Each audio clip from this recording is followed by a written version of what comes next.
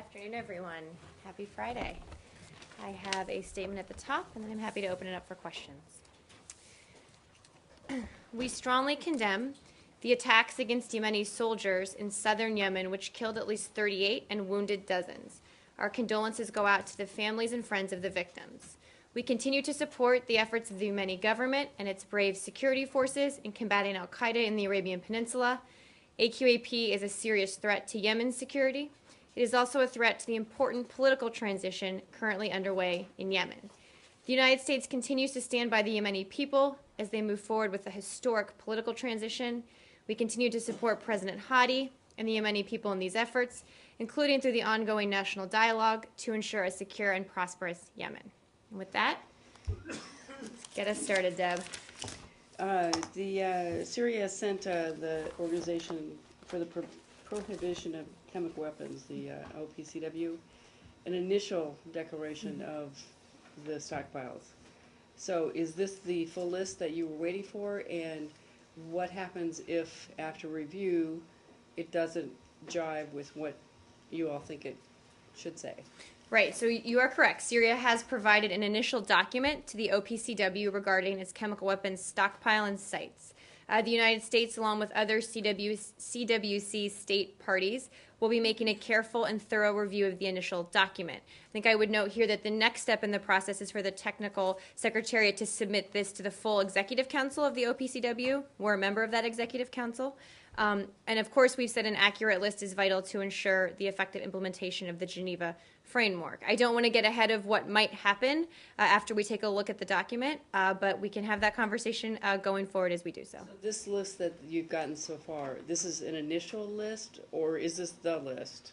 Well, it's an initial document. Again, they will be submitting it to the Executive Council. We will be making a careful and thorough review of it, and as we have analysis of it, at that point, I'm happy to share it then. But I mean, are you expecting a fuller list to come, or is this the one you're going to get? I don't have anything further than what I just said, that they've submitted an initial document. When it comes to the Executive Council, we'll take a look at it and go from there. Clearly, we said they needed to submit a comprehensive list of their entire stockpile and program, but we'll have more to come, I'm sure, as we go through the list. Also, one follow-up. There's a meeting that was supposed to be scheduled for Sunday, and this meeting's been postponed for some reason, but nobody seems to know why it was postponed or canceled or whatever. Well, I point you to check with the OPCW, as it was their meeting, to talk about the postponement of the meeting. Again, we've said that we need to make forward progress. We saw an initial document today. This all takes time, so I defer to them to speak about the timing of their meeting. But I think today was a step that we were looking for in terms of an initial document, and we'll go from there. Some kind of an indication of some kind of a roadblock or jam or some I wouldn't read it. Anything? I wouldn't read it that way. Honestly, I would check with them on their scheduling. We want all of this to be sequenced in the best possible way to make progress and for success. Some of it just takes time. I just don't know the details about why it was postponed. Have the U.S. actually seen this list at all? As I said, the next step in the process, it's been submitted to the OPCW, is for them to submit it to the Executive Council. We're a part of that council. We'll be taking a look at it and making an assessment of it then. The fact that he's handed this in within, the timeline, is that encouraging to you? I mean, what kind of signal does that send to you?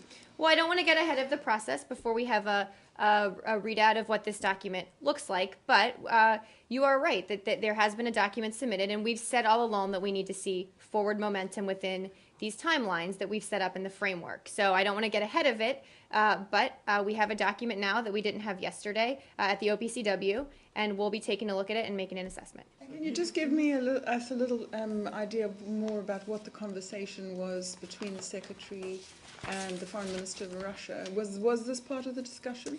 As the Secretary mentioned this morning, actually in a camera spray before a bilateral meeting, he spoke today with Foreign Minister Lavrov about the cooperation they both agreed to continue to provide, moving not only towards the adoption by the OPCW of implementation procedures, but also of a resolution at the UN that's firm and strong. Obviously, we're continuing to work on that. I don't have further details about the call, but I'm sure they will continue speaking frequently on this. On the issue of the time frame, so do you consider that Syria has met its obligation under the time frame that was allegedly to run tonight?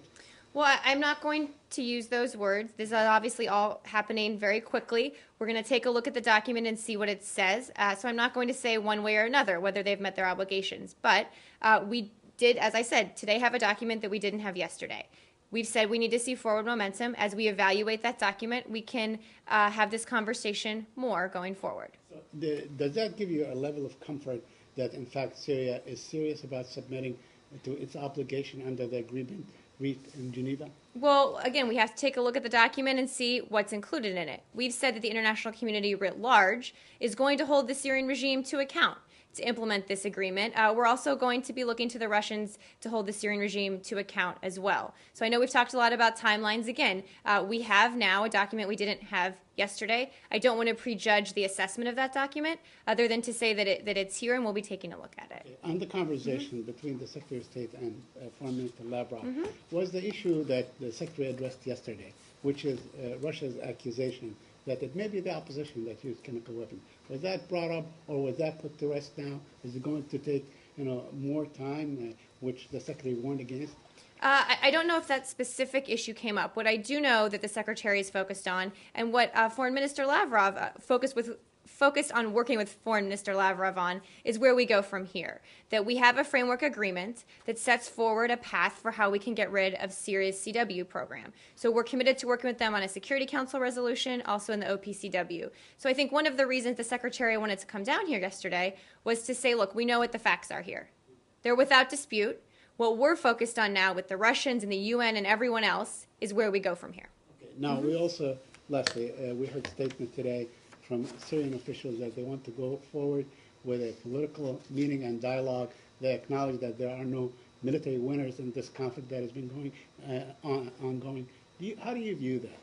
Well, I haven't seen that exact statement, but broadly speaking, we've repeatedly said that there's no military solution to the overall conflict in Syria, that there needs to be a political solution. As the Secretary mentioned in Geneva, he and Foreign Minister Lavrov and Mr. Brahimi will be meeting during UNGA to discuss Syria, both the CW aspect of it, but also the political transition that we need to see have some forward momentum.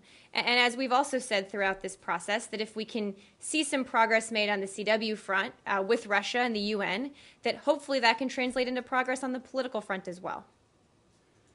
Yes, are still on Syria? No, Okay, we have to finish Syria first. Yeah, I'll come here and then I'll come back up. Do you have any sense how long it take you to evaluate that Syrian document or It's a good disclosure? question. It's a good question. We're obviously doing it as quick. We will be doing it as quickly as possible. These things take time. We know it's a massive stockpile, but we've said that this whole process needs to move forward very swiftly. I just don't have a timeline for you on that.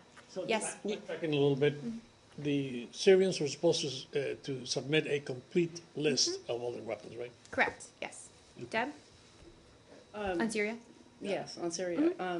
Assad said that, he's heard estimates that it could cost $1 billion to get rid of the stockpiles. Has there been any talk or consideration about who might be paying that bill?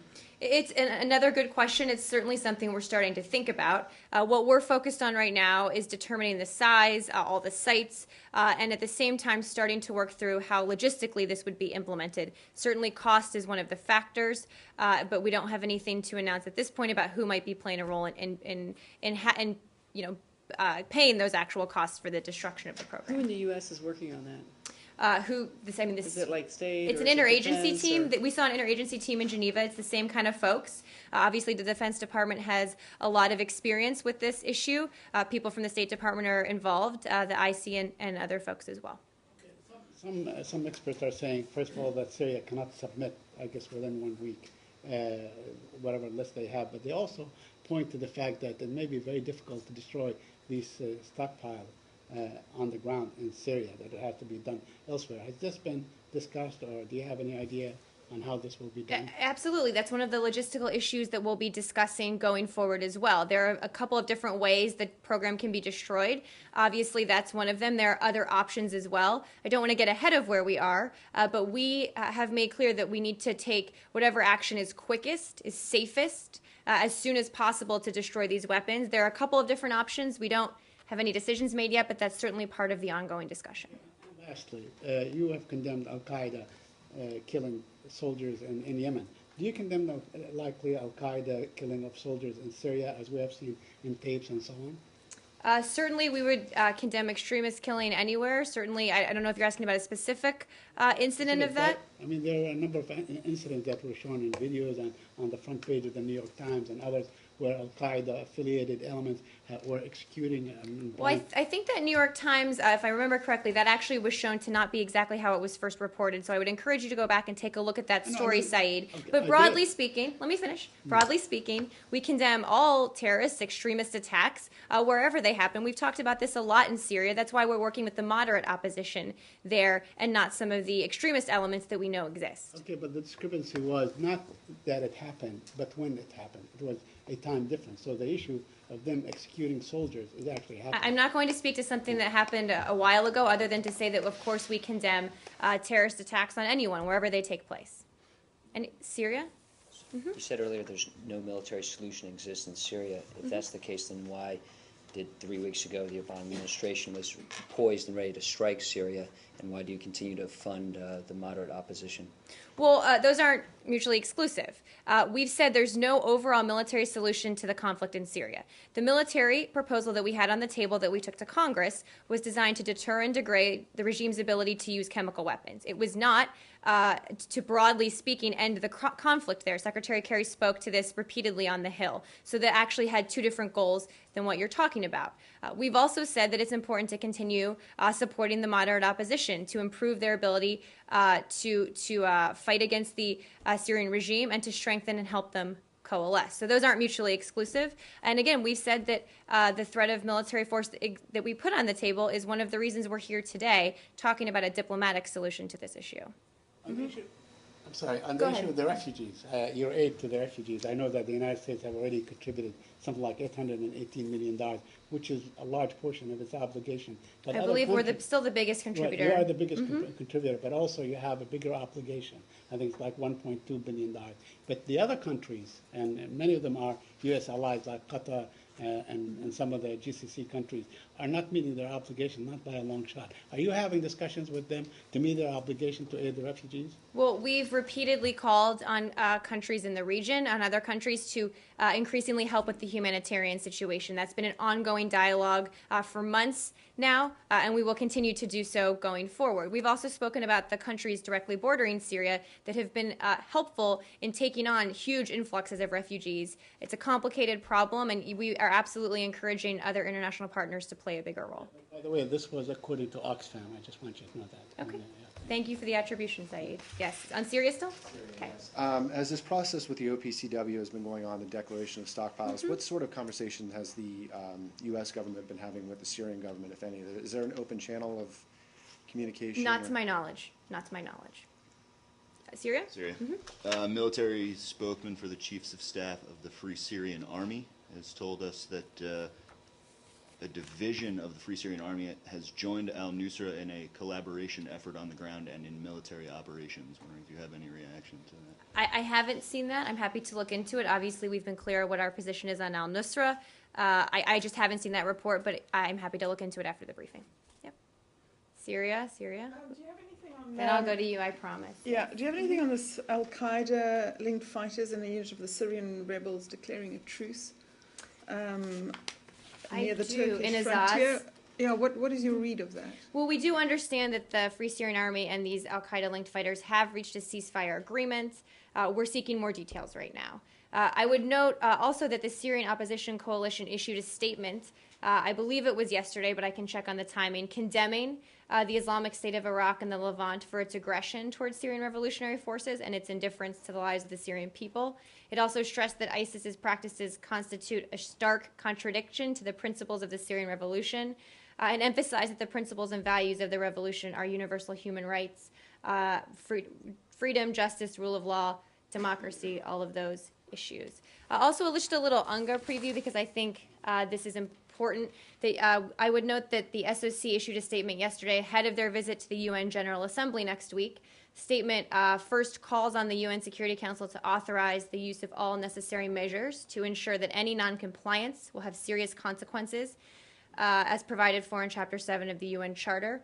It also pledges to cooperate fully with the UN, OPCW, and other international personnel who will be responsible for dismantling the Syrian CW program.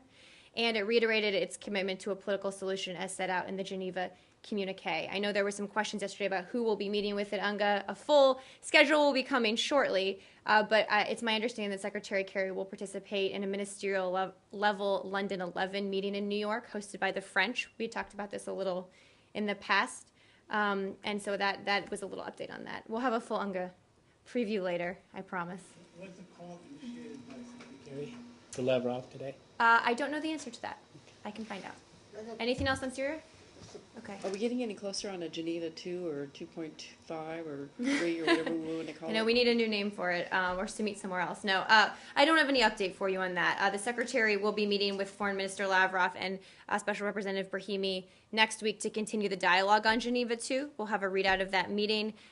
One of the goals is to clearly continue making forward progress, and hopefully we'll have something coming out of that meeting that speaks to that. But nothing to preview. So it's possible that we might hear an announcement about that? I'm not saying that. It's just it's a high-level chance for them to meet in person. And I would reiterate the point that I just made, that if we can make some progress on the CW front with the same people, same actors, right, hopefully that can translate into some political process as well. Okay, one more. I know, I promise I'm coming to you soon. Yes. Now, will the Syrian disclosure of its chemical make it easier to agree with the Russian on a resolution, on the language of a resolution on the Security Council? Well, the resolution language is being negotiated right now. There's another P5 meeting today. Obviously, we've said that this needs to move as swiftly as possible. The Secretary spoke yesterday to his hopes that the Security Council will vote on a resolution next week. I think this is just another step in the process. Clearly, we believe that we need to keep seeing forward momentum, but the Security Council resolution is a really important part of this. We said that in the Geneva framework. The Secretary said it in his statements with Foreign Minister Lavrov right after the framework was agreed to. So we'll continue that process in New York. But the disclosure, will it make it easier? That's my question. Well, certainly if we hadn't had a disclosure, that would have been something that we would have found the Syrian regime was in noncompliance on.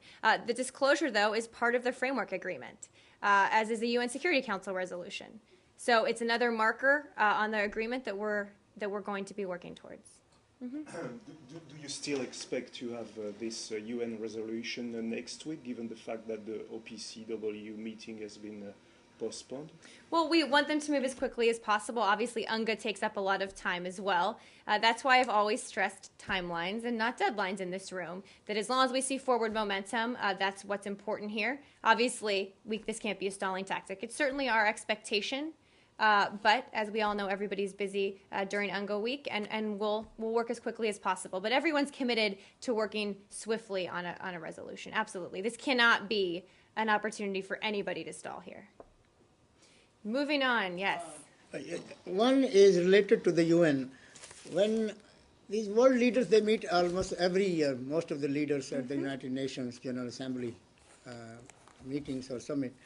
What will be the theme this year? What is the new this year, you think, coming out of these meetings when many world leaders are gathering there, head of the states? No, it's a great question, and UNGA's a great opportunity every year to bring together leaders from across the world at a very high level. You're absolutely right. The Secretary is obviously very focused on Syria. He's very focused on Middle East peace. He'll be speaking to a number of folks there about that as well. Economic diplomacy and our economic initiatives around the world. There'll be a host of bilateral meetings the Secretary has with leaders from every region of the world, discussing, quite frankly, a very broad range of issues. But what the Secretary said yesterday is important, that we're going into UNGA at a time when we need the international community to speak with one voice against the use of chemical weapons. There are many important issues, but right now, Syria is at the top of that list.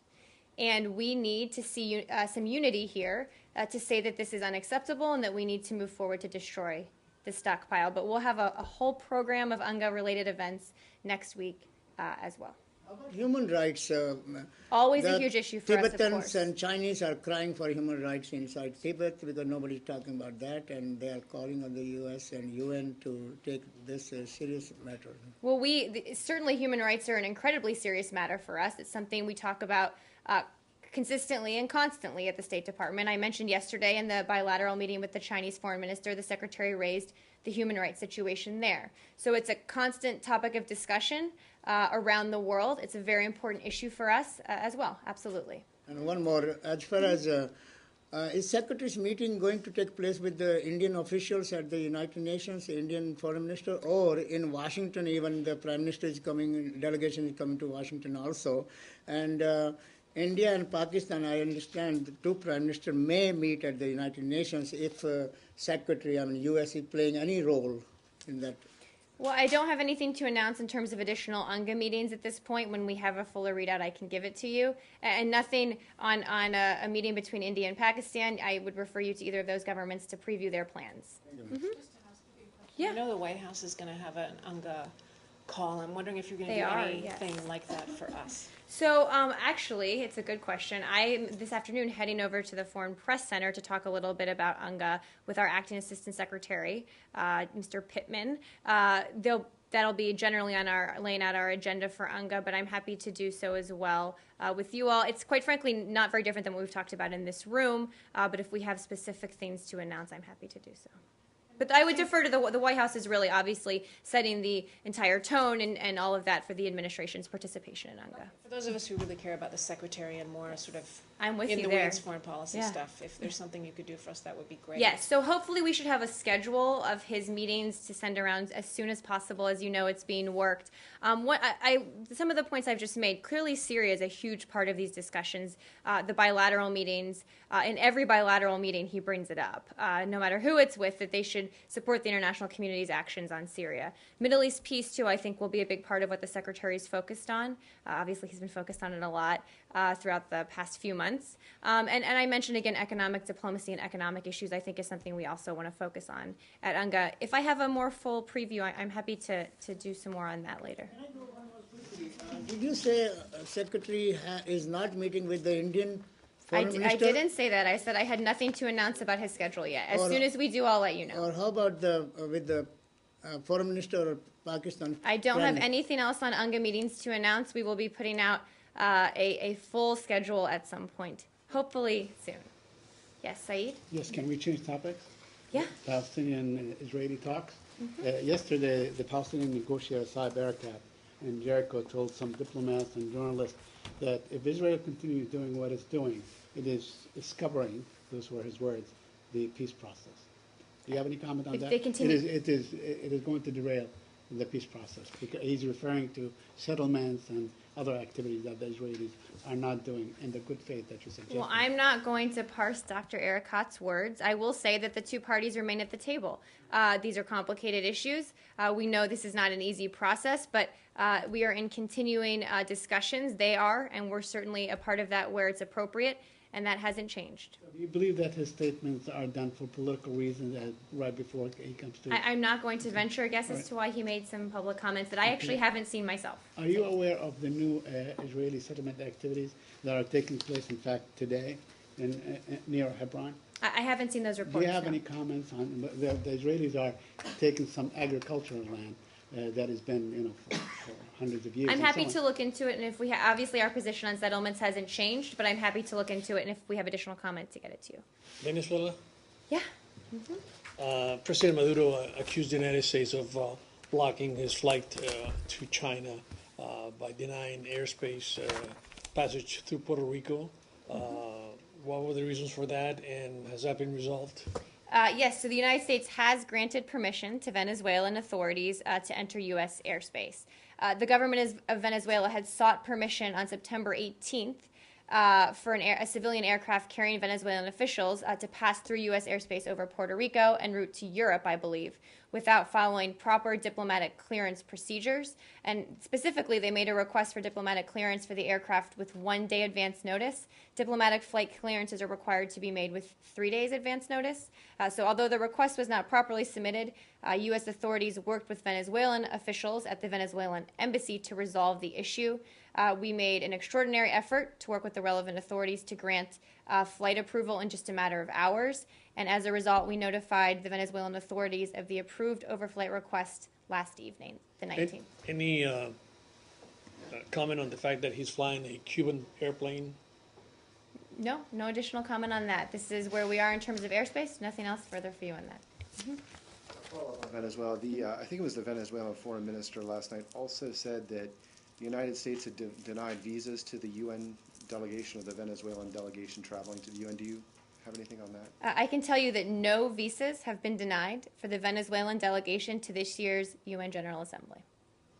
Yeah. The door was just open and you walked right through it. We'll go to Iran next. Let's rip this Band-Aid off first. Okay. Yes. Have you got one to rip off?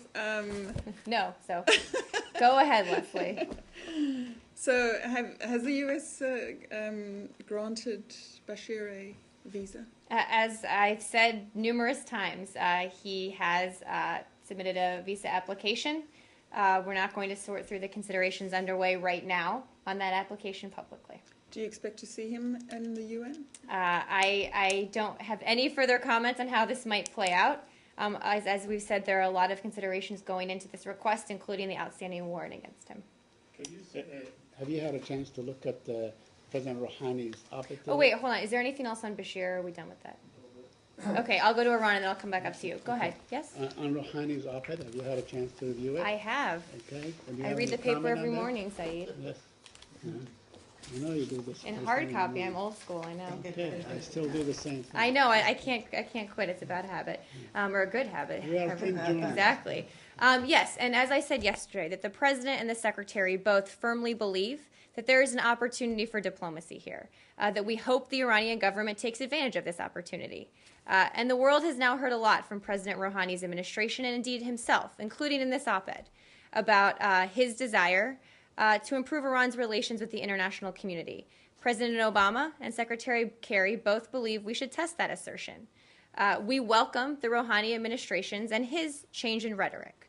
However, as we've always said, there's a difference between rhetoric and action. We're focused on seeing actions now, concrete actions to back up that rhetoric. But again, we believe there's an opportunity here for diplomacy, absolutely. Now, he also suggests a lot of things, among them that he's willing to mediate between the Syrian government and the rebels. Would you encourage him to do that? I'm not going to speak to some of those specifics in the op-ed any further than that.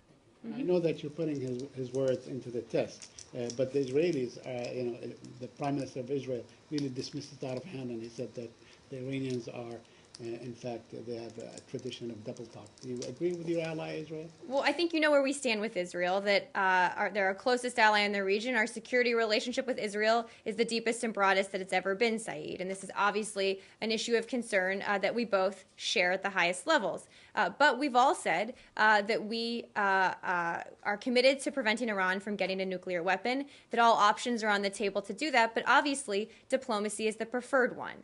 And that we're not out of time here yet on diplomacy. Obviously, we'd like to give it a chance to work, and we believe there's an opportunity right now to do just that. And President Rouhani says that international diplomacy should not be a zero-sum game. You agree with that assessment? I'm not going to further parse what he said in the op-ed, Saeed. Yes? How come the Obama administration won't say what actions they're looking for? Well, we've said that they need to engage substantively on the proposal we put forward in terms of how to end the nuclear program impasse with Iran. So we've said that there needs to be substantive engagement. Obviously, we, in conjunction with the P5+1, talk at a detailed level about all of this. Those discussions are ongoing. We remain unified in our stance on Iran, but we're just not going to detail more publicly at this point. Also, do you happen to know, or could you find out, how these letters are being exchanged between the two countries? Is this something that is on a piece of paper, or is it like an email? The big hotline phone that there used to be, or faxes? I'd really point you to the White House for details on that. If I have anything to share, I'm happy to. I just don't have any of those details. Okay. One more, Iran. As far as this diplomacy and the new president of Iran is concerned, are these sanctions are still there as far as the oil embargo? A number of countries were asked, including India, not to buy or cut on oil from Iran. What message do you have for India now? Because since Indian Prime Minister also will be at the United Nations, and so will be the Iranian president.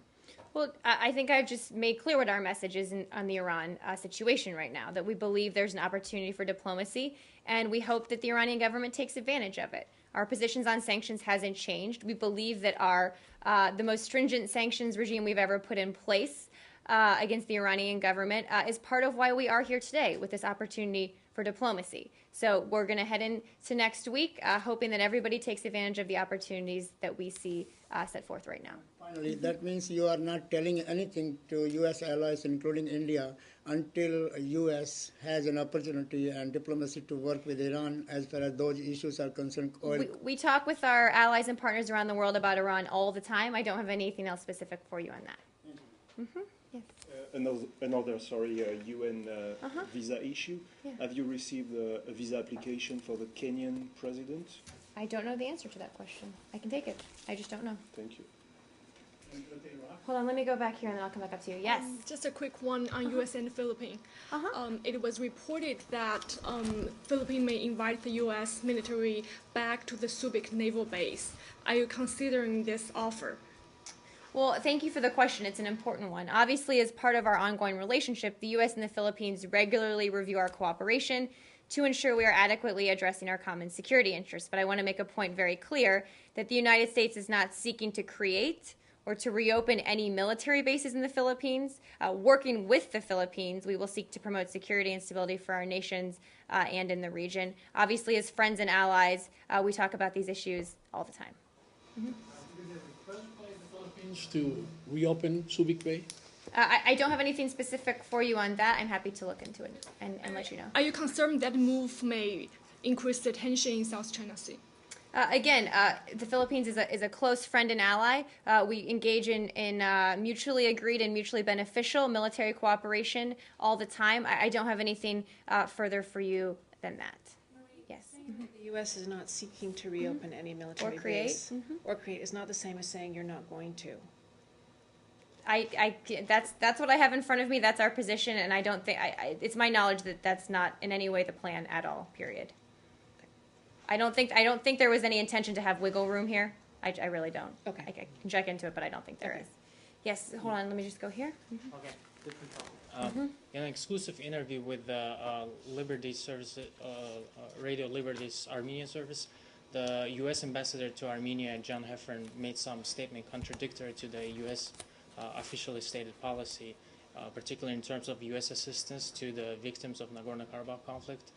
But I think it was a day later that the embassy issued a clarification that U.S. does not provide any assistance to the unrecognized regime in Azerbaijan's occupied territories. Can you please explain the statements by John Heffern and elaborate on the stance of U.S. government versus territorial integrity of Azerbaijan? It's a good question. I just don't know the facts here. I haven't seen those statements or any of that exchange. I'm happy to look into it. On the website. I just haven't seen it. I'm sorry. I will look into it. I'll take a look at it, and if we have a response, I'm happy to get you one. I quite frankly just don't know the facts here. Please elaborate on the territorial integrity. I don't have anything else for you on this. I will take all of that as a question and get back to you with anything I have. Yeah. Okay, Pakistan has announced that they're going to be releasing the highest level Taliban prisoner that they have right now. His name is Baradar, and the idea is that maybe he might be helpful in the peace process. What do you have on that? Well, certainly for any more details of his potential release, I'd refer you to the government of Pakistan. But as you know, the release of Taliban prisoners, including Baradar, has been a matter of ongoing discussion between Pakistan and Afghanistan in order to promote peace as part of this reconciliation process. Obviously, it's important that coordination between Pakistan and Afghanistan takes place to ensure that any releases are done in a responsible manner, and again, would refer you to those governments for more details. Have you asked the Pakistanis to keep this guy in sight? Again, this is a decision for the government of Pakistan, and I just don't have anything further. Is the U.S. interested in talking with him? I don't have anything further for you on his case at this time. Any comments on the recent incident on the Afghanistan-Pakistan border? At least 5 to 7 people were killed by the Afghan authorities, those crossed from Pakistan into Afghanistan. I haven't seen those specific reports about an incident, but I'm happy to look into it. Yes, Saeed. Iraq. I wonder if you have any comments on the spike in violence in Iraq, including some accusations of ethnic cleansing. Yes, let me see what I have here. And I know we've talked about this for months now, actually, the levels of violence in Iraq. And it's obviously something we take very seriously and remain deeply concerned about. we condemn, of course, in the strongest terms, the recent terrorist attacks in Iraq. We've said this, and we'll say it again, but these attacks are reprehensible. And quite frankly, they don't represent what a majority of the Iraqi people want. These are extremist elements, terrorist elements in Iraq. We've talked about some of the spillover effect from Syria that it's having, unfortunately, on Iraq. And we will continue to stand with the Iraqi people against this violence and our commitment to support efforts to bring those responsible to justice. I would also note, I think that just happened recently was a national conference of Iraq's leaders from across the political spectrum to sign initiatives to ease tensions and set a direction, in fact, towards resolving political differences. So clearly this violence is reprehensible, but I would note a positive step in terms of the political side and all parties being a part of it right now. Is the U.S. taking any part in this reconciliation effort? The U.S. clearly supports all these efforts by Iraqi political leaders that constructively and cooperatively address the complex issues. I don't have any more details for you than that. Obviously, senior people on the ground and here are in constant contact with our Iraqi counterparts. Is that it? Question on Bahrain. Yes. Okay. Do you have anything new on Khalil al-Marzouk? I don't have anything new. I think everybody hopefully heard what I said about this yesterday. I also released a statement on it yesterday as well. I would encourage folks to take a look at that. I just don't have anything new on his case. Will you not take the step to sort of strongly urge the Bahraini government to release him? I think what I said yesterday is what our position is on this, that obviously we've called on the government to abide by its commitment to protecting freedom of expression, but also to respect detainees' rights to due process in all cases, including fair trials, access to attorneys, and verdicts based on credible evidence. Your statements are being perceived as being lackluster, at least. Do you agree? I haven't seen those reviews of them, Saeed. I think we've been very clear about the fact that we're disappointed by recent events that have eroded the prospects for national dialogue in Bahrain. I spoke very clearly about that yesterday, put out a very lengthy statement that everyone, I think, can find on that yesterday as well, and we'll continue making this point publicly and certainly privately with the Bahraini government. Thank you, everyone.